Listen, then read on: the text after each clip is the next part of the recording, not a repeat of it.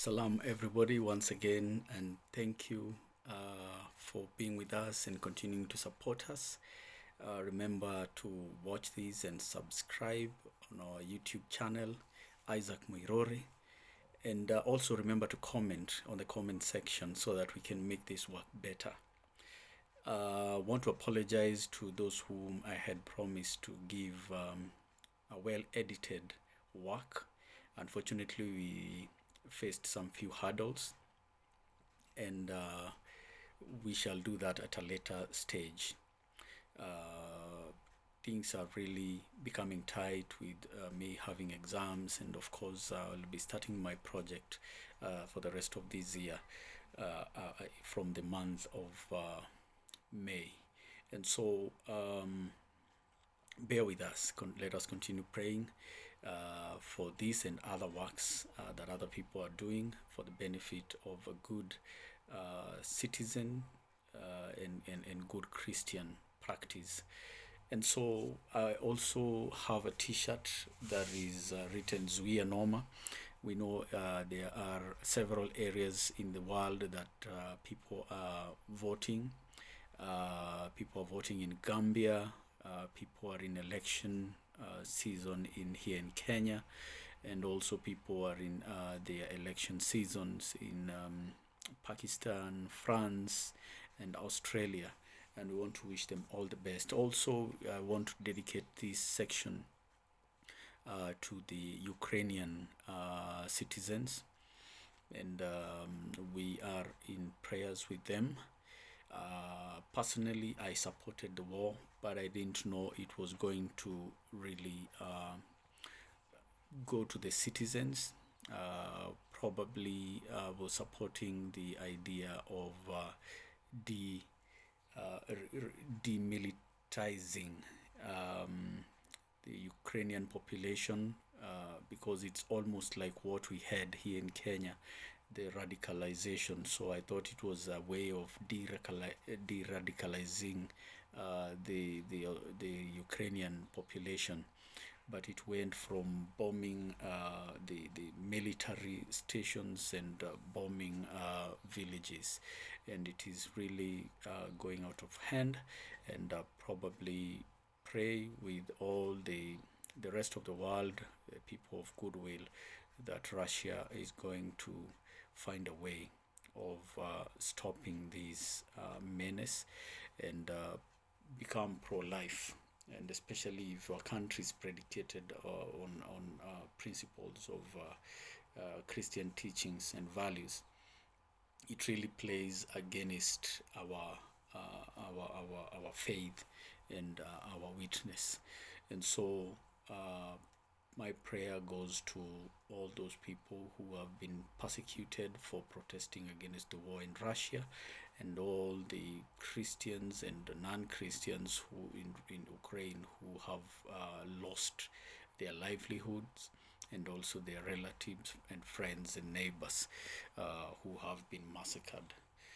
And so we are going to look at few small sub-themes that really played within the Holy Week, or between the entry to the crucifixion of Jesus Christ. And because it's a segment that does not have a lot that we can really discuss, we are going to move with speed as time will allow us. And so I'm looking at the authority of Jesus. The authority of Jesus, again, we can theme this as Jesus against the Jewish parties, because after doing all these, Jesus had a moment of talking to the people. And this is where, again, he's asked about tax. And so he had to talk to the people and say why he has done whatever he has done, and why the temple merited his wrath as a citizen. And of course, he was seen as a villager, so he was a visitor in the city. And so as a teacher, he had something to explain. or to justify his actions. And so when you look at authority, these people have challenged the authority and asked him, under whose authority are you doing all these things that you're doing, including healing people on a Sabbath day? And so he is seen, they want to make people see Jesus as a lawbreaker.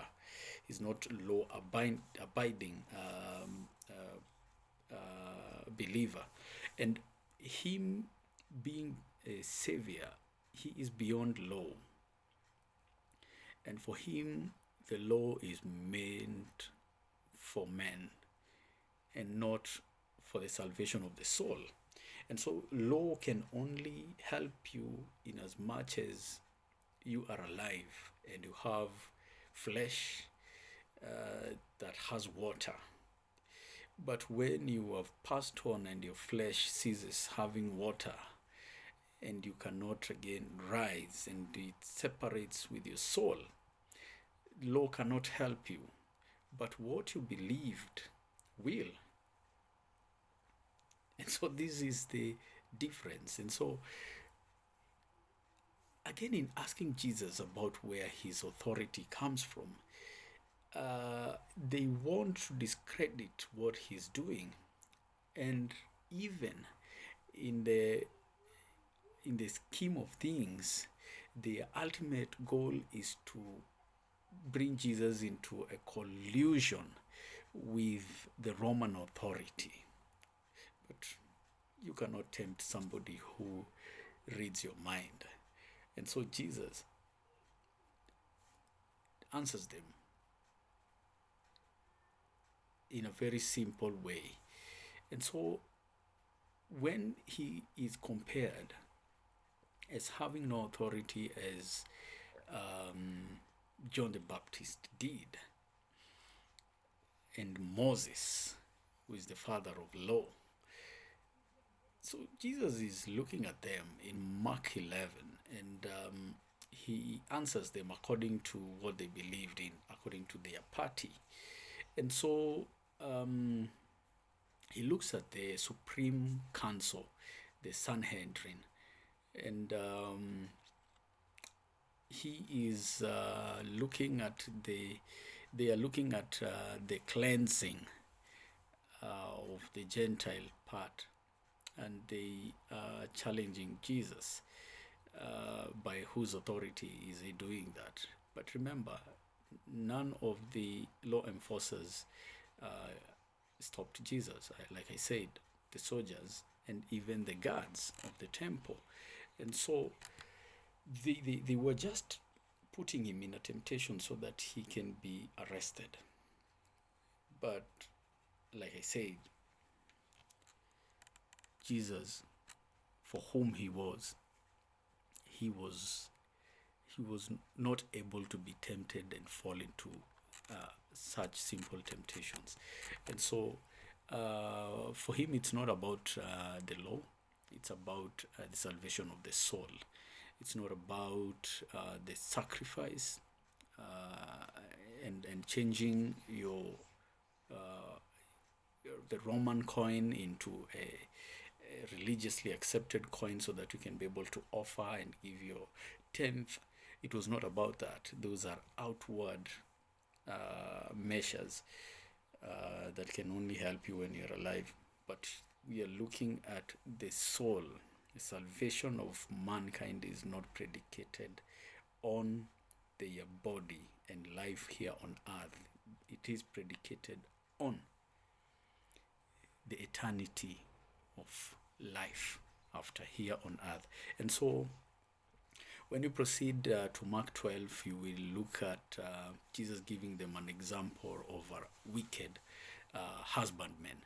And he gives this as an allegory, which many people have said it's a parable. Of course, it depends on how you're looking at it, but to me it's an allegory. Allegories were very famous in the catechetical school of Antioch in the beginning of Christianity. There were two main schools of biblical interpretation, one in Antioch, and these are schools of 2nd, 3rd century.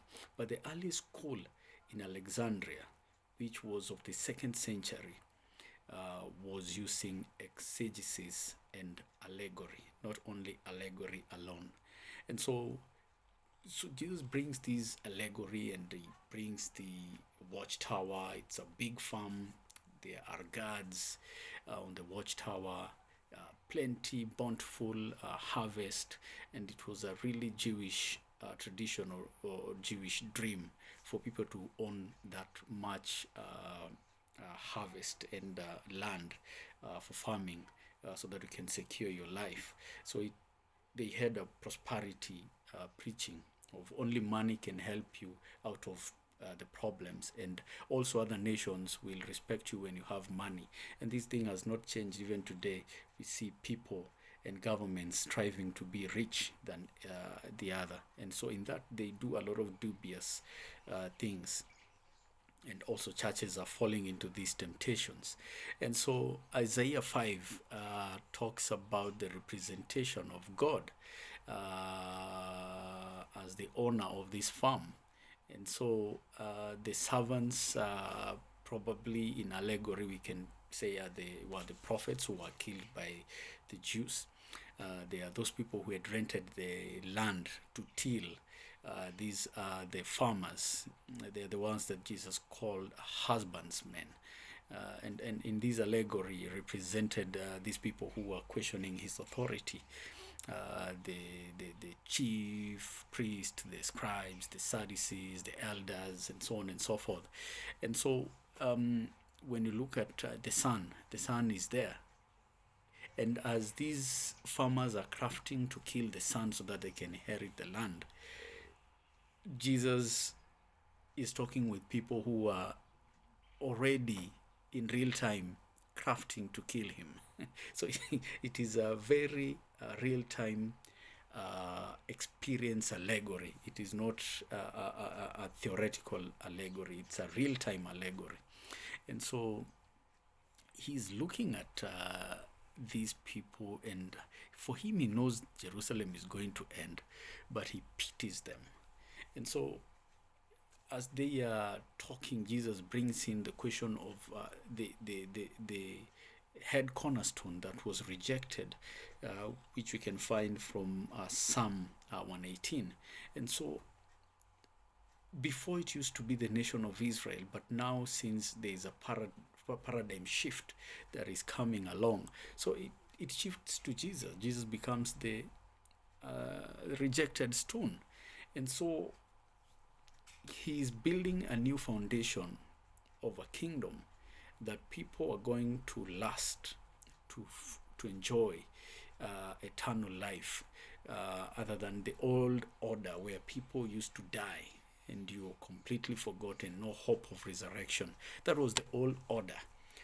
And so this is what we call special revelation or good news.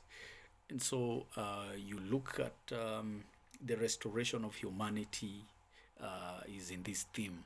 And so the early Christians also understood this. If you read Acts chapter 4 and Ephesians chapter 2 and 1 Peter chapter 2 as well. And so, it became a very good engagement between these parties who were trying to fix Jesus to be in collusion with the Roman authority, and it gives them an example of this farm. And if they never understood what they were being told, and I'm suspecting they never, it was to their own detriment. But Jesus, again, like I said last time, forgave them on the cross. And so when you look at the theme of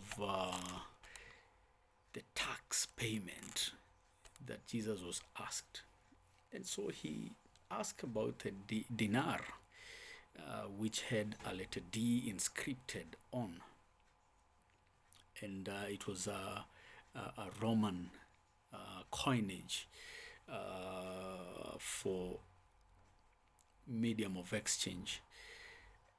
It had the likeness and the symbol and name of Julius Caesar. And so when you hold it like today, I'm glad that we changed our money from Kenyatta shillings to Kenya shillings. So when you held that dinar, you were obligated to the king whose inscription is on that money. And that's why Kibaki was well advised by the church not to put his image on the money. And he did that here in Kenya. And so you were obligated to this authority and system. And so you had to pay tax because that was an obligation, like we are told, lipa tax ujitegemee, pay tax so that you can be independent. So when you are obligated, you hold this money, you are obligated to pay. And you are told that in return, you're going to get services. And so the services that you get, probably the protection and conducive environment for business, the peace that you enjoy, and so on and so forth. But the Jews were complaining not only about that, because they wanted Jesus to say that so that he can spark a revolution. They were also bringing in the question of double tax. Like we see, people are being double taxed in every county they go to for the same thing that they are doing. So you wonder whether they are killing businesses or they are promoting. And so these people were being taxed in the temple and by Caesar. And so they wanted Jesus to bring a revolution, to excite people, and so that people can start a revolution. But unfortunately, Jesus was not that dumb. And so when they brought this war, they were trying to fix Jesus again to their local king, Herod Archelaus. And among the people who were crafting this were the Pharisees and the Herodians. And unfortunately, the Pharisees were supporting locally now, leave alone Caesar, leave alone the governor, Pontius Pilate. They had their local kings, whose father was King Herod. Now his 3 sons inherited the kingdom and divided the kingdom into 3 sections. And so the Pharisees were supporting Herod Archelaus, while the Herodians were supporting Herod Antipas. And remember, Antipas is the one who killed John the Baptist. And so Jesus, he is in a fix. He's been fixed between 3 authorities.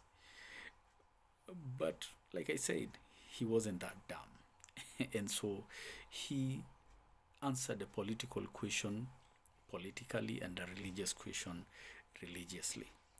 He said, whoever is due to this, give this to them. And for God, if it is the sacrifice and the offering, give that to God. Because you could not offer with a dinar, so you had to take a shekel or the Jewish coin. And so with that, I want to say thank you for continuing to support us and journeying with us. I want to see you in a very few minutes as we do the next segment, and we are going to look at the life and death of Jesus. May you be blessed so much.